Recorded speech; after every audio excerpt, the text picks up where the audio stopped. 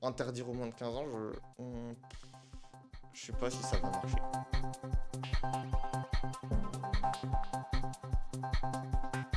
Impossible que 100% des moins de 15 ans qui habitent en France n'aient pas les réseaux sociaux. J'y crois pas une seule seconde.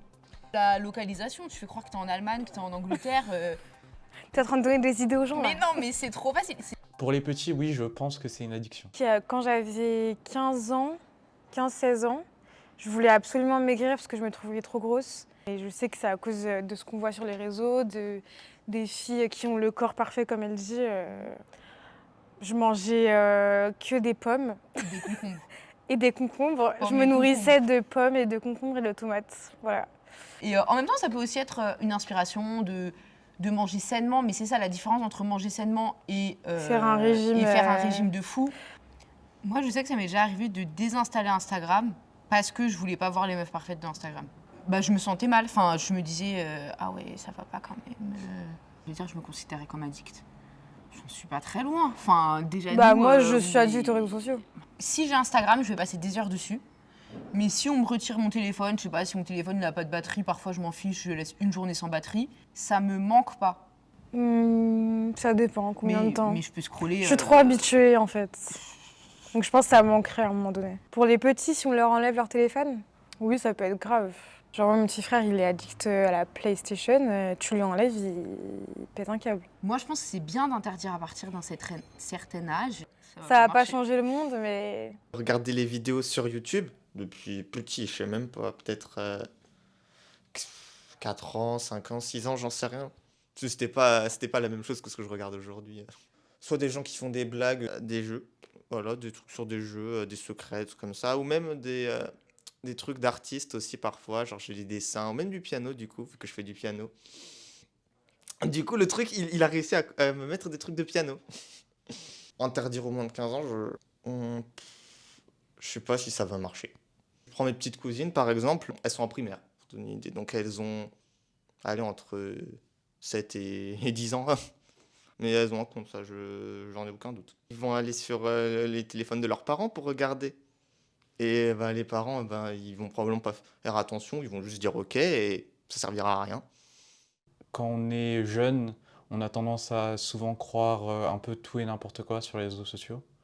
Mais je pense qu'avec l'âge et le temps, c'est pas tellement une addiction, c'est plus un petit piège temporel. Mais sinon, non, je pense pas que c'est une addiction pour les plus de 18 ans.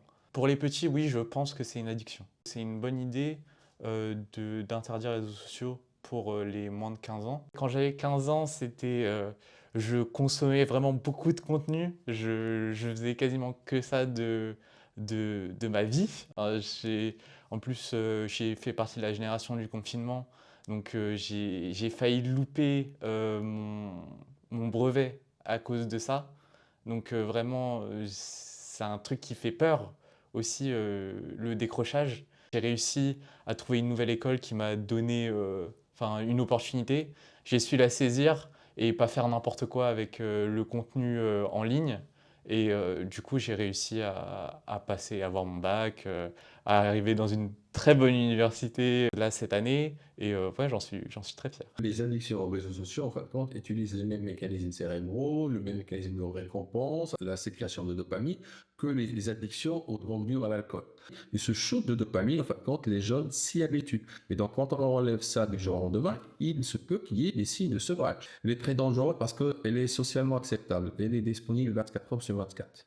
Pourquoi c'est dangereux pour les jeunes? Parce que première chose, ça entraîne l'altération profonde de l'identité du jeune, puisqu'il va s'identifier soit à son avatar, soit au personnage de compte qu'il a sur les réseaux sociaux ou sur les plateformes de jeu. Deuxième conséquence très importante, c'est que ça entraîne l'altération profonde du sommeil, qui est le socle de notre santé mentale et physique. Les conséquences sont très importantes, ça peut avoir des conséquences sur la santé psychique par le biais de troubles anxieux, de troubles dépressifs, d'addiction, d'agressivité, de décrochage scolaire, d'isolement, de tentatives de suicide et même de suicide. Moi, je pense qu'il faut, prévention. Il faut octroyer des fonds pour cette prévention, pour cette éducation, sensibilisation. Il faut surtout imposer une règle législative très stricte aux plateformes, vraiment obliger les plateformes à ce qu'il y ait une charte spécifique, l'âge de l'utilisateur. Une plateforme ne peut pas être utilisée de la même façon par un adulte que par un jeune. L'addiction, elle est guérissable. Oui, bien sûr qu'elle est guérissable. Mais j'insiste sur un élément très important qui est toujours l'information, la sensibilisation. Si on se limite uniquement à l'interdiction, je pense que c'est une mesure qui sera utile.